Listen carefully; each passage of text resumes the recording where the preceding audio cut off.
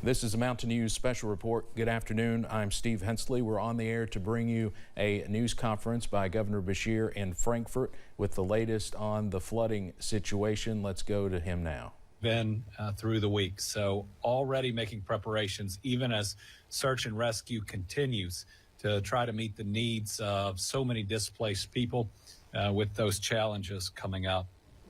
As of 11 a.m. this morning, we can confirm 25 fatalities across 5 counties. That number will continue to grow and to be refined. Remember, we don't have cell service in some areas, so please be patient as we get new information or if it changes. We continue to pray for the families that have suffered an unfathomable loss, some having lost almost everyone in their household. Rescuers at the Kentucky Department of Fish and Wildlife have been at the forefront of these recovery efforts. They've had to ultimately gather the bodies more than just about anybody else. So please also pray for those first responders. Their mission's been especially challenging, and what they're experiencing firsthand is tremendously stressful and difficult. We thank them for what they're doing. Deaths include 4 in Breathitt County, 2 in Clay, 14 in Knott, 2 in Letcher, and 3 in Perry. Again, those will continue to rise.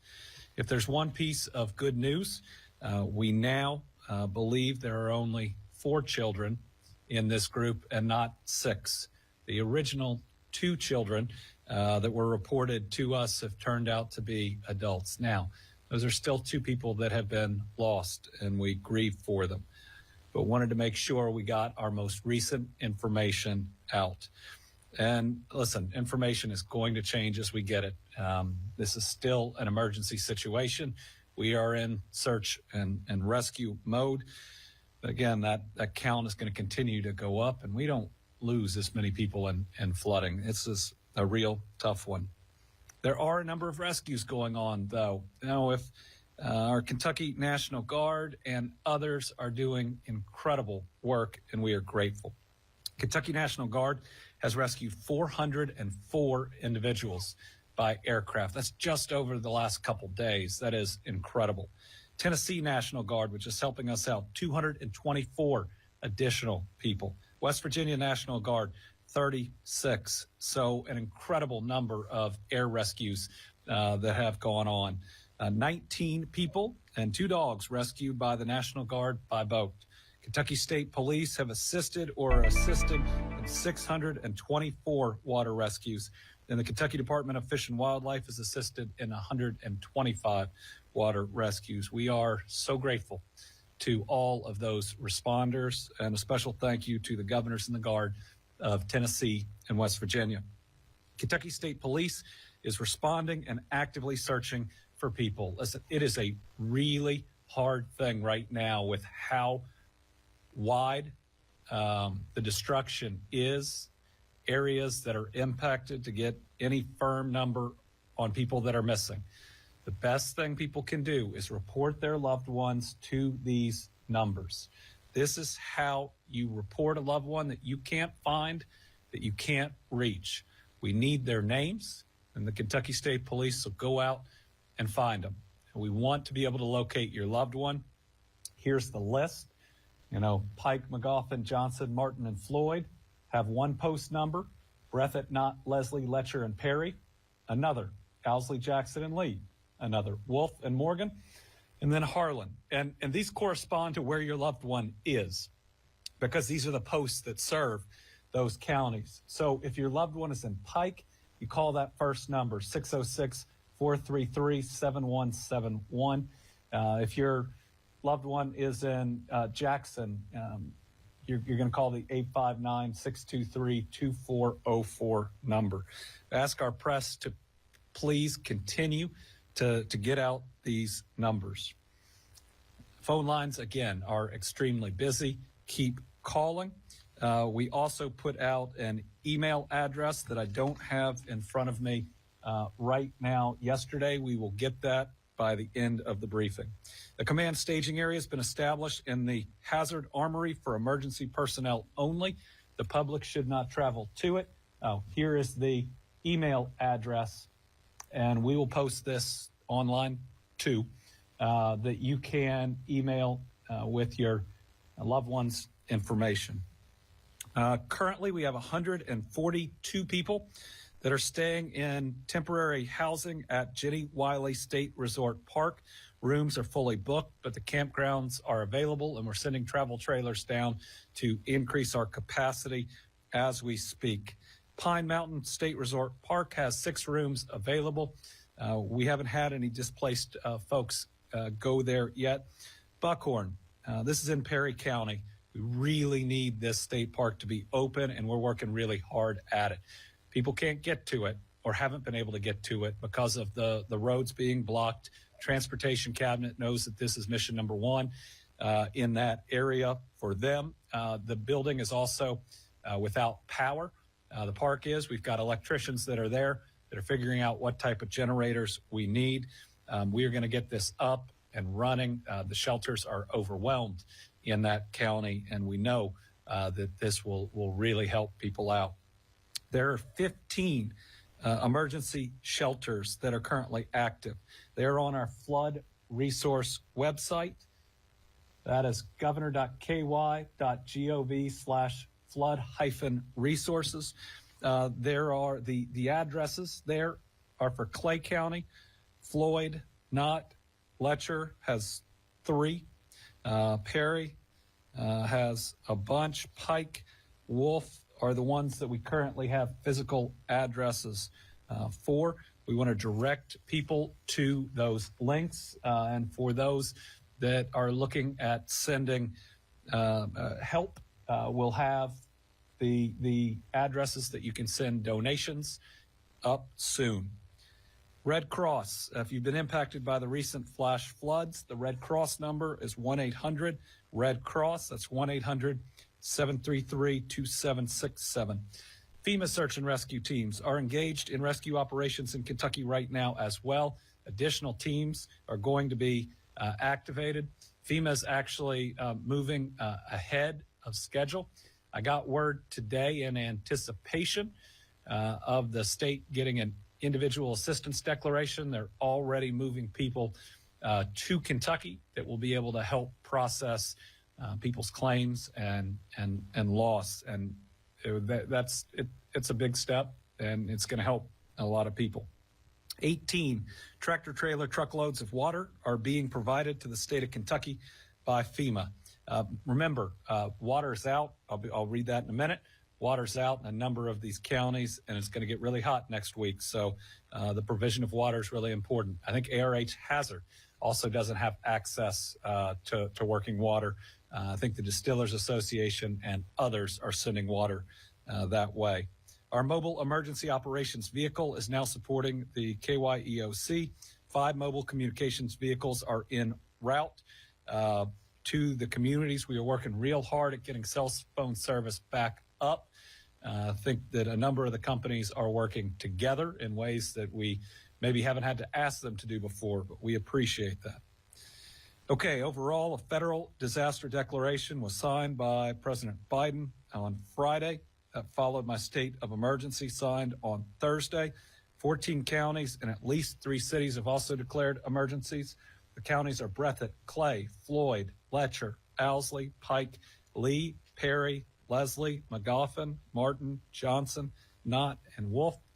And at least 3 cities, the ones I have, are Beattyville, Paintsville, and Salyersville. Power outages, down from yesterday, but still a lot. And as the numbers go down, it's going to be areas harder and harder to reach. So right now, 18,000 plus power outages being reported.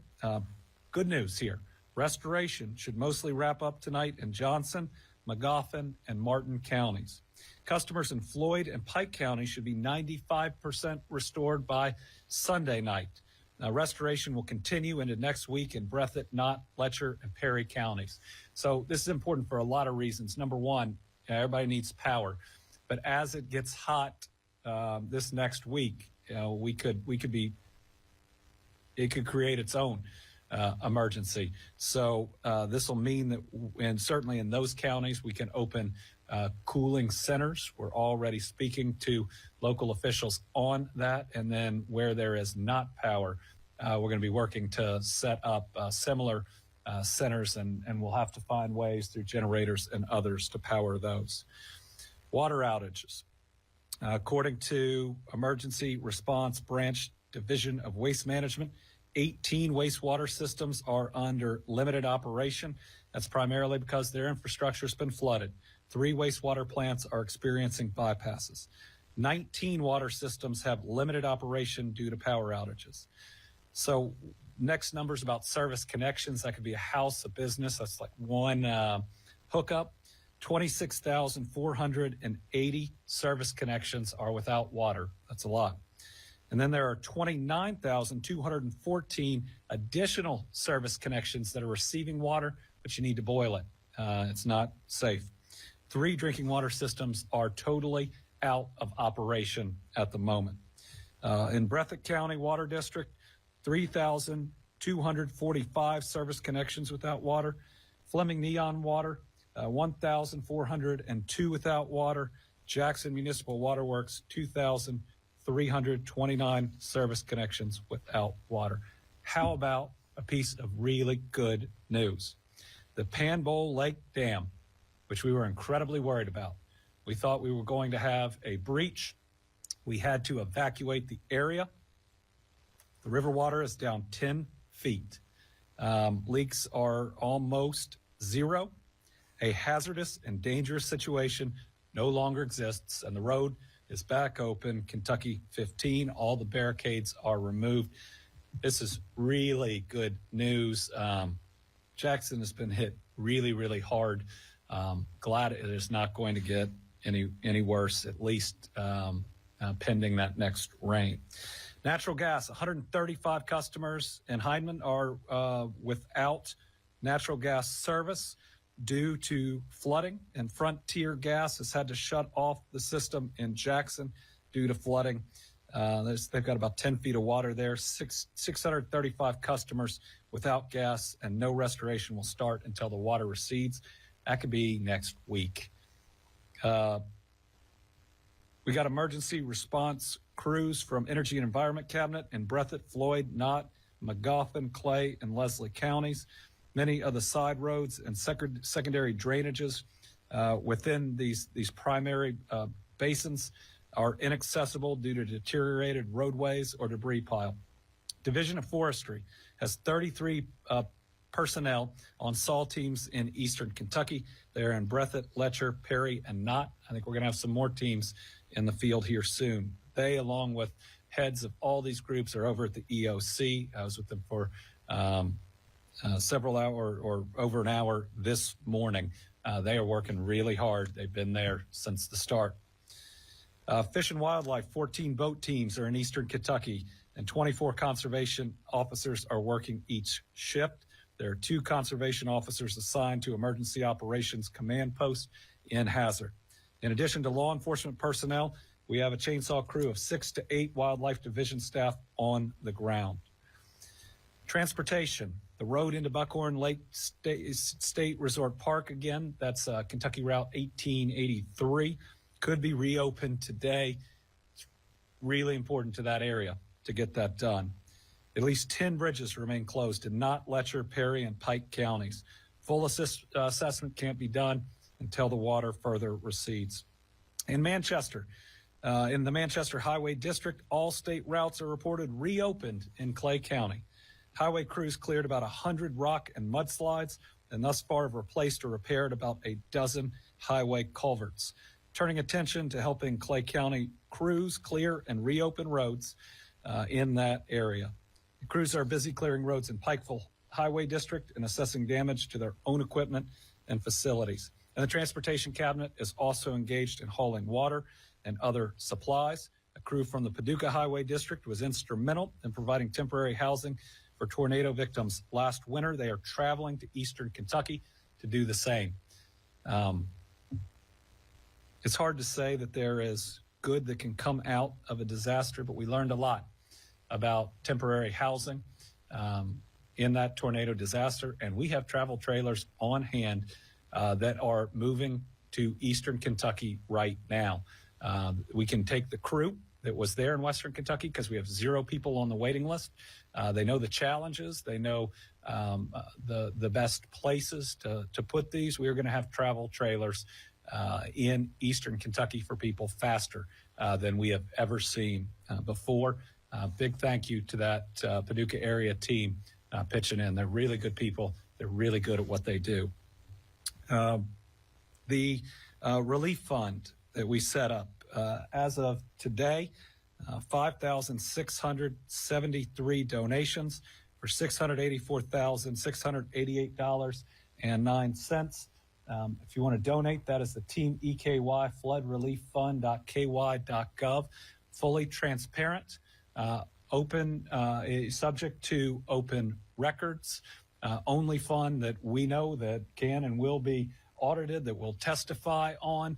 And we pledge that 100% of the funds that come in, absent some credit card fees that they'll do, will go to the victims to help them as they get back on their feet. Announcing today the first expenditure will be the same that we were able to do for the tornado victims, and that's paying for funerals.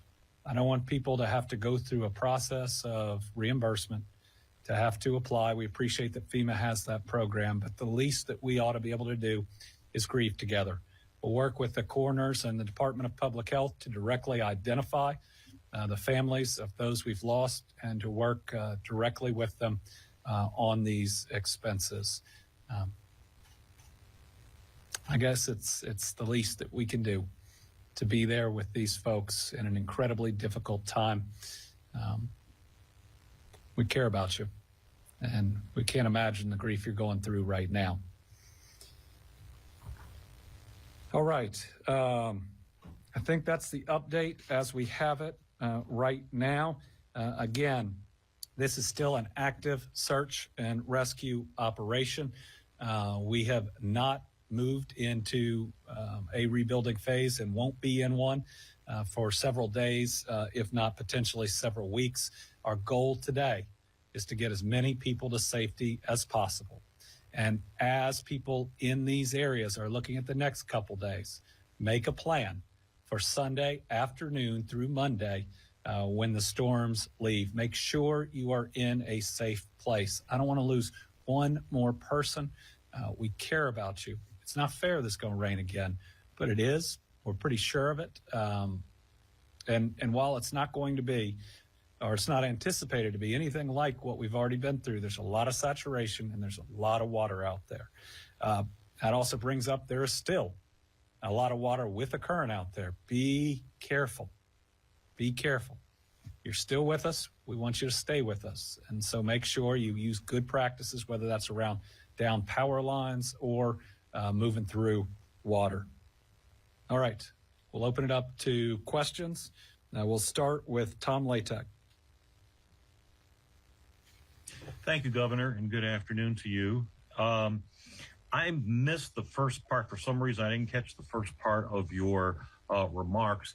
Can you give me the latest number on casualties, and have you been able to get a handle on the number of missing persons? We're at 25 confirmed casualties. If there is one piece of good news, we now believe there are only 4 children and not 6 children in that number. The original 2 children that were reported have turned out to be adults, but those are still 2 people that we have lost. Still trying to get an accurate way to count missing persons when we can't get to certain areas. Cell phone service is still down in so many areas. And in some of these areas, it's going to be hard to know exactly how many people were living there in the first place. We get certain numbers that come in, but until we have full cell phone service up, I mean, you could assume there are hundreds of people that they might be fine. I hope they're fine, but that their loved ones haven't established contact with them yet. Again, we hope in the coming days as service is up that we can get a better handle on that. Debbie Yetter, Courier-Journal. Hi, Governor. I wondered if it's even possible yet to estimate the cost of the loss to this region, and will there be a way to compensate people who are uninsured and underinsured, as were many in Western Kentucky? Yeah. No number yet. I mean, I can't imagine that it's not going to be in the tens, if not the hundreds of millions of dollars, but we're just not there yet, still being in the search and rescue. I do believe that this will qualify for individual assistance under FEMA. I asked the president to do that. He responded very favorably. He said to me he wanted to cut through red tape. And so FEMA's working on the paperwork to get to him. That can provide assistance to uninsured folks. I have talked to them about wanting to make the process simpler in some way. Also got their commitment to have people on the ground to help process, and today asked for more people than I think they'd originally planned to have on the ground to help process. And we're working on that right now. FEMA's certainly going to be able to go door to door, which is very helpful. And then we're working on setting up kind of a one-stop center that we hope people could make their FEMA claim, get their driver's license if they need to apply for unemployment. We want to try to make this easy is not the right word. You know, I just don't want folks that have lost everything to have to go 8 or 9 places. As emotional as I'm sure it is, we ought to try to make it as convenient for them as possible. Oh, yeah. I'm going to move over for the last couple questions. We have Colonel Slinker, who is commanding the EOC on the line. I got rolling, Colonel. Sorry.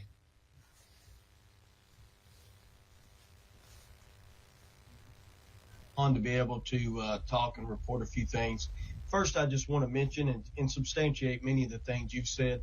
All of us here at the EOC, local, state, and federal partners have locked arms and leaned in very aggressively to provide support to the area and our colleagues, friends, and counterparts that are there on the ground working hard, and those citizens that were so drastically affected by this flood. We do that by having multiple briefings throughout the day where we all know what each other's doing, and that way we hear any gaps and the other partner can fill it, we jump right in there and do that. Again, I can't say enough about the teamwork here and the teamwork downrange. As we grieve with our friends and partners down there, we also are committed to helping them. We also have county calls with county officials, county EM directors, and city officials to discuss what are the unmet needs in the county. And then we immediately, once that meeting's over, start filling those requests or tracking down the appropriate response we have is that. And as you've mentioned multiple times, water. Water is a significant need in every county, and that includes bottled water is the most important. Non-potable water to run some facilities, and shower units are also in great need, and we are working all of those resources as fast as possible, and they will be there immediately. We have shipped countless number of tractor and trailers of water, and as you mentioned, FEMA is bringing in tractor and trailers of water as well. So we'll continue doing that. And as we've talked about many times, we'll keep going by asking for everything that's needed. And that's been supported by you and Administrator Criswell, and FEMA has made a significant number of commitments to helping us. And we won't waver on that. And there'll be nothing, no rock unturned or nothing left undone to help out up there. Thank you, Colonel. As Colonel Slinker was saying, the standing orders that I gave are we respond. We'd rather do too much than too little. We want to make sure that we can do everything we can do to help folks. All right, Bria Jones, WFPL. Hello, Governor. With getting communications back online for folks, what does that like? How's that process looking, and when is there a timeline that those communications, like cell phone communications, will be back up? Because it seems like that'll be a big part in helping with like reconnection efforts and things like that, especially with folks having those numbers. If they're in the areas but they haven't been able to contact the family member, or for them to even report missing persons if they don't have any cell service. Getting cell service up is absolutely critical. We saw it in the tornadoes. We're seeing it now. We were able to work with Verizon and Appalachian Wireless. That got a lot of people back up and running. A lot of places that don't have service yet, the challenge has been getting to them to set up some of those mobile service towers. Providers as well as emergency management have mobile towers that we can get up. But again, it is about safely getting there. We will, when cell phone service is fully restored, start getting a much more accurate picture about people missing. Just as importantly, people will be able to contact their family member who they've been worried about for days, and to ensure that they are okay. Certainly one of the most important pieces of infrastructure to get back up as quickly as you can in these situations is cell phone service. It was a little easier to do in Western Kentucky with the tornadoes because, again, there wasn't standing water or running water that we couldn't get through there. It was most of the time about getting around debris. So the moment that it is safe, we will be there working on restoring it. One of the most important missions, no question. Karen Czar. Thank you, Governor. Governor, I ran across a lot of residents who lost their cell phones along with their contacts, other residents who were going out on their own on boats to help try and find people, other residents just taking paper notes of who's coming off rescue boats.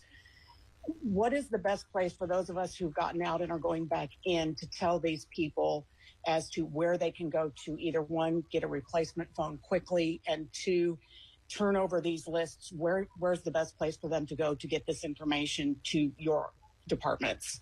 Thank you. Let us get you a response on where people can get cell phones. I have seen that there are some facilities set up, but I don't have that information in front of me. I do want to put up the Kentucky State Police numbers again. This helps us to know who's missing and how to find them. The most important thing that people can do is call these numbers. The posts are keeping these lists, and then they're able to check on people when they find people safe.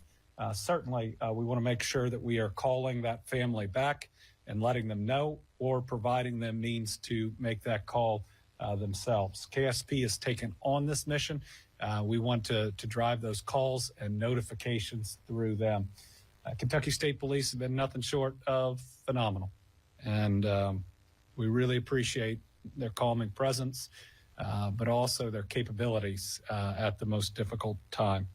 So we got no rain for about the next day and a half, and everybody out there, Guard and KSP, all of our local units, the Mayfield Fire Chief and his crew, and the rest are focused today on search and rescue. We have high axle National Guard vehicles that are going to be able to get to places that vehicles have not been able to get to until today because the water is down some. My hope is that if we still have folks that need water rescue, that as the water recedes, that will become more possible. A lot of amazing people on the ground right now responding to something that is just seemed unimaginable before a couple of days ago. Keep praying. I'm worried that we're going to be finding bodies for weeks to come. Keep praying. I hope there are no more we ought to expect.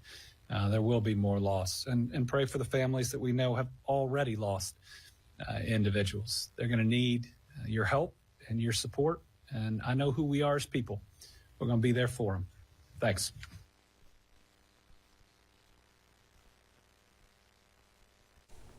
All right, Governor Andy Beshear giving his latest briefing on the devastating flash flooding that we've seen in the last week here in eastern Kentucky, and some river flooding too in some counties.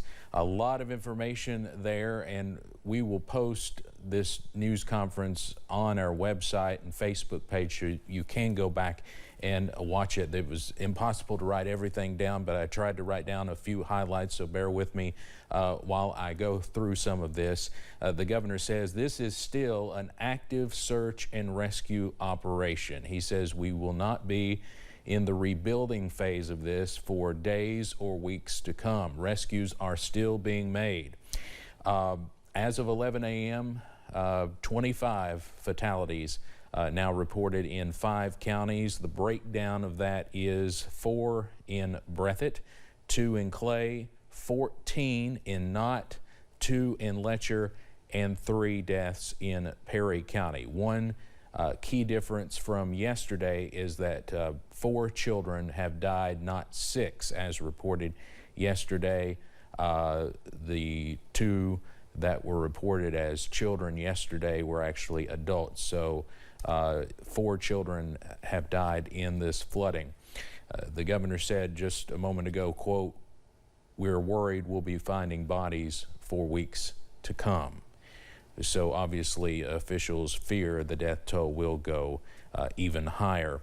The governor said there's really no accurate number available on people missing.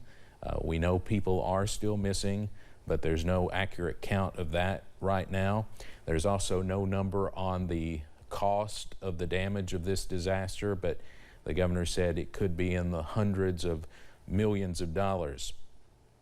The governor did mention that they are trying to get Buckhorn Lake State Resort Park operating as soon as possible. They have no power, and possibly the road to the park is blocked as well, but they are hoping to get that park open as a shelter as early as today. Water situation continues to be a big issue in several counties. I actually have an update from the city of Hazard that was posted on Facebook just a moment ago. And many people, myself included, do not have water in Perry County, and I'll just read this from the city of Hazard. It says, as of now, most of the county is still without running water. Crews work through the night, and we are optimistic about progress. If you need water, and this is in Perry County, please go to East Perry Elementary or Hazard High School.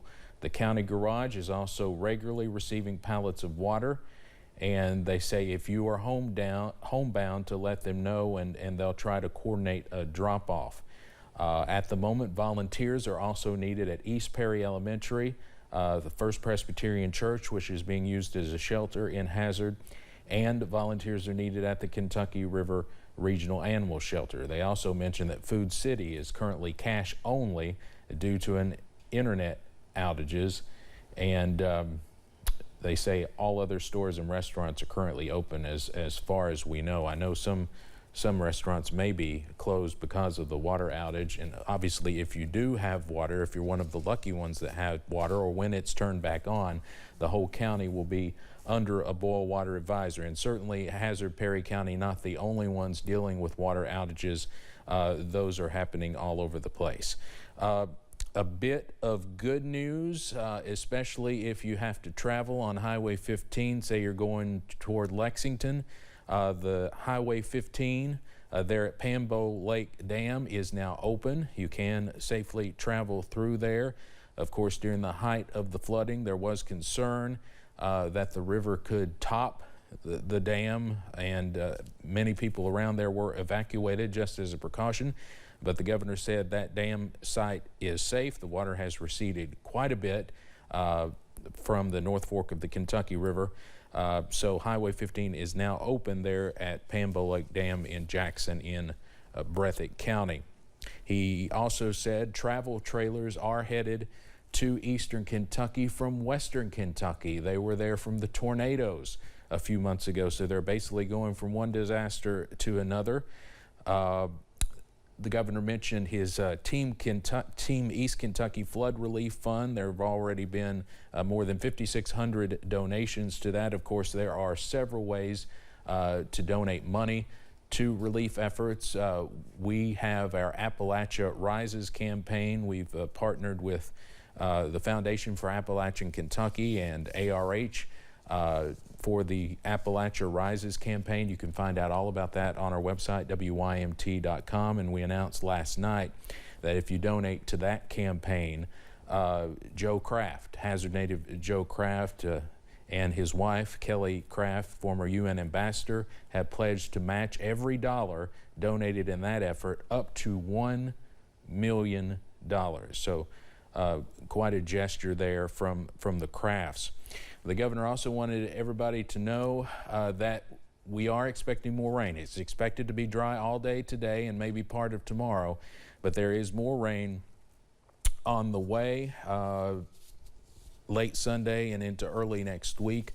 Obviously, we're not expecting anything like we've been dealing with, but there is the potential for some more heavy rain that could cause some issues. It will not take that much to cause a few problems because the ground is so saturated. The governor believes individual assistance will come from FEMA. Of course, yesterday, President Joe Biden declared a federal disaster in 13 eastern Kentucky counties. Again, the governor says this is still an active search and rescue operation. More than 1,200 rescues have happened across eastern Kentucky by helicopter and boat by various agencies, including the National Guard and Kentucky Department of Fish and Wildlife. Another big issue is, of course, the power outages. They have gone down a little, but not too much. More than 18,000 people still without power in eastern Kentucky. Those are mainly in Leslie, Perry, Breathitt, Knott, and Letcher counties. We did get an update from specifically Kentucky Power this morning. They say 95% of Leslie County customers should be restored by tonight. Customers in Floyd and Pike County should be 95% restored by Sunday night. Unfortunately, the power restoration will continue into next week for the hardest hit counties. Those are Breathitt, Knott, Letcher, and Perry. Again, there's still areas that are inaccessible right now, and it's just going to take quite a while for the power to be turned back on to everyone. So that's kind of hitting some of the highlights. Again, if you want to watch the governor's news conference in its entirety, it's about 30 minutes long. We will post that on the website, and we want to remind you about this. We have lots and lots and lots of information about shelters. You can also see them scrolling there at the bottom of your screen. Ways to help, our stories that we've done the last few days. We've done so many just heartbreaking stories about what folks are dealing with. We'll have more of those this weekend. But please download the WYMT News app. You can put your camera up to that QR code there, and that'll take you to the site to download it. We have tons and tons of information there that we're continually updating, and you can download that news app. And of course, we also encourage you to download the WYMT weather app if you haven't already, as this next round of rain moves in. That is a very handy tool that will show you live radar 24/7, and you can zoom in right down to your street. I've used it many times this week. So two very handy tools. We encourage you to download both the WYMT News and weather apps. Well, we're going to get you back to regular programming now. Of course, keep it here throughout the weekend for the latest. We will have newscasts tonight at 6 and 11, and we have reporters out covering stories across the region. And I'll just say this. I mean, we are getting, as you might expect, bombarded with calls and suggestions for stories to cover. We have a limited staff. We're getting to as many places and as many stories as we can. We're going to be talking about this for months and years to come. This is going to be a long process. So bear with us. We know tons of help is coming in, and a lot more is on the way. I can guarantee you that. This story has been the lead story on the CBS Evening News the last two nights. The country knows about this, and help will be coming in, and we need it. All right, we're going to get you back to regular programming. Thanks so much for joining us, and we'll see you again later. Worse yet.